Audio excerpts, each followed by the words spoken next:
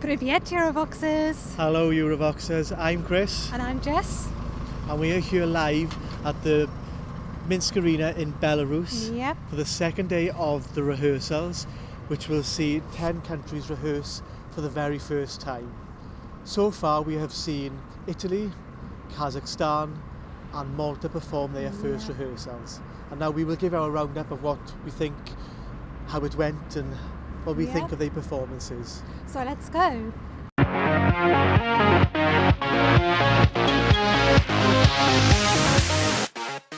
And the first country is Italy, and we had Marco and Melissa on stage, and oh my gosh guys, they are so cute. They definitely win in the cute Yes, factor. They are definitely definitely. winning the cute factor this year. I kind of can't deal with how much cuteness there is. In terms of vocals, they were both very, very strong. They were really singing their hearts out, and you really cannot fault the vocals whatsoever, in my opinion. I found Marco really hit those high notes. He was really can going sing. for it. He can really sing, that boy can. And little Melissa as well has got such a big voice on her as well.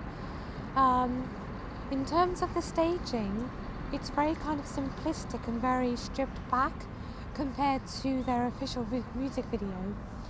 And they kind of, it seems like they're playing more on the fairy tale kind of side of things, which is not a bad thing, but I feel like maybe they could have incorporated more things from their official music video onto the stage, like having a rose, for example, or maybe showing some scenes of Venice in the background. But overall though, they look comfortable on stage and they work well together. They seem to have chemistry and get along together, and I'm predicting good things for this song.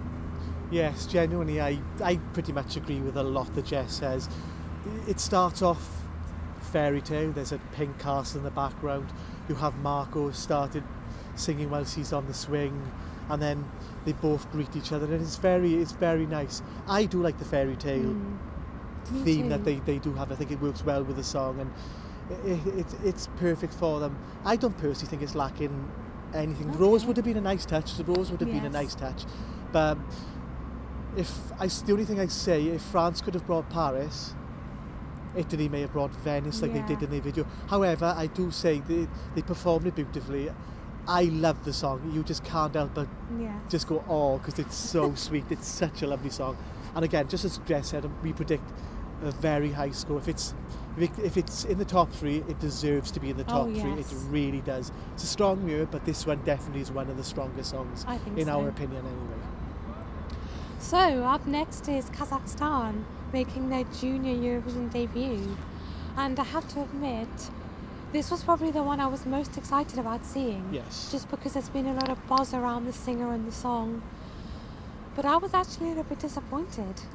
I don't know about you, Chris, but I kind of felt like, so Daneliya is alone on stage, but I feel that she needs to have people on stage with her, and I feel that her just standing there alone, for me it's very underwhelming, and it's maybe not quite enough. But apart from that though, the kind of all the graphics on the stage and the colours are amazing. They've done a really good job with that, and Daneliya, as always, was giving a fantastic vocal performance, and she looks confident on stage, but for me it's just lacking something, but I don't know exactly what it is. Yeah, I tend to agree with you in certain aspects.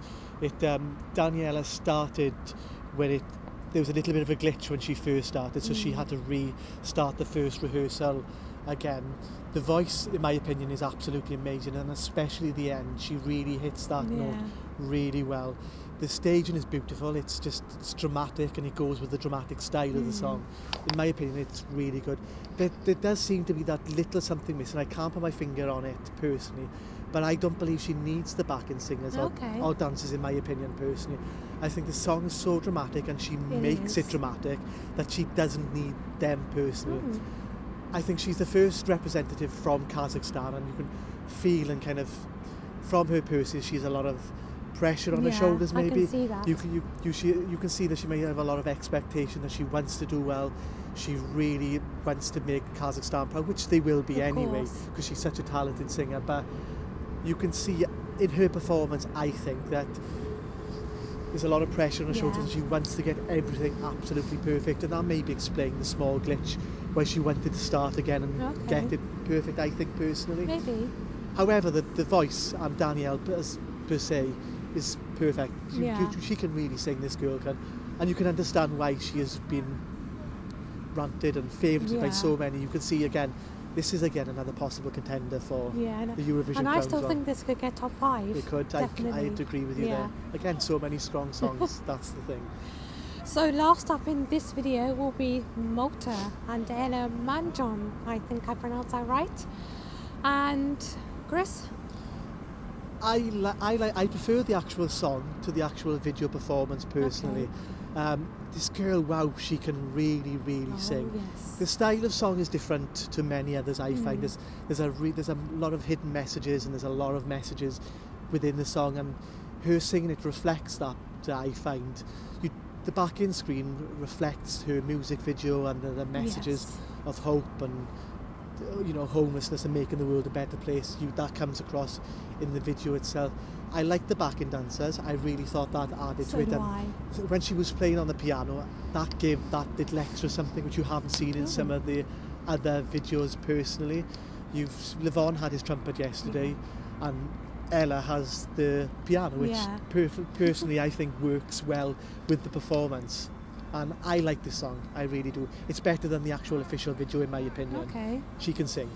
Yeah, so I'm not so keen on this song. It's not really to my taste. But like Chris said, she's got an amazing voice, as we say with all the singers this year. But really, those high notes, she was belting them out with no problem whatsoever. That's a winner. That's what won my vote personally. She can really sing. Yeah. I love her outfit, and like the backing dancers, all their outfits. I think they work very well, and they fit in, the style and the colours fit in very well with the song. But for me, I'm not so sold on the staging. I like Ella and her dances, and I think that works very well. But for me, the piano is a bit odd, and it doesn't quite fit in. I mean, I know she had the piano in her national final performance, but for me, it doesn't quite work on the Junior Eurovision stage. So for me, that's a bit of a kind of a negative from my point of view. But otherwise, everything else has come together nicely. It flows nicely. It looks good and it sounds good. And yeah.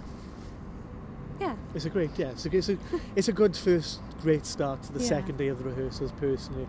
So now we have seen the first re-rehearse for the first time. Again, that was Italy, Kazakhstan and Malta.